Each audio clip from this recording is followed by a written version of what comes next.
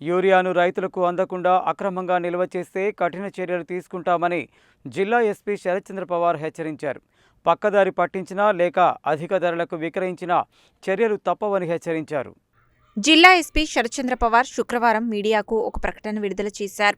నల్గొండ జిల్లాలో ఇప్పటికే ఫర్టిలైజర్స్ దుకాణాలలో టాస్క్ ఫోర్స్ బృందాలతో ఆకస్మిక తనిఖీలు నిర్వహించామని, రైతులను మోసం చేసి అధిక ధరలకు విక్రయిస్తున్న వారిపై నల్గొండ రూరల్ పోలీస్ స్టేషన్లో ఒక కేసు, గుర్రంపోడ్ పోలీస్ స్టేషన్లో 3 కేసులు, శాలిగౌరారం పోలీస్ స్టేషన్లో ఒక కేసు నమోదు చేయడం జరిగిందని తెలిపారు.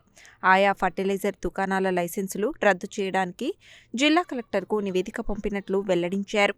ఎవరైనా యూరియాను అక్రమంగా నిల్వ చేసినట్లు తెలిసినా లేదా అధిక ధరలకు విక్రయిస్తున్నట్లు తెలిసినా సమాచారం అందించాలని, అలాంటి వారిపై పీడీ యాక్ట్ కింద కేసు నమోదు చేస్తామని తెలిపారు.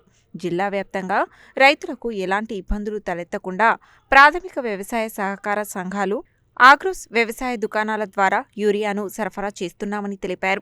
ఫర్టిలైజర్స్ దుకాణాల యజమానులు యూరియా ధరలను, యూరియా స్టాక్ వివరాలను దుకాణం ఎదుట పట్టికలో తప్పనిసరిగా ప్రదర్శించాలని స్పష్టం చేశారు. యూరియాకు కృత్రిమ కొరత సృష్టించకుండా రైతులకు సహకరించాలని కోరారు.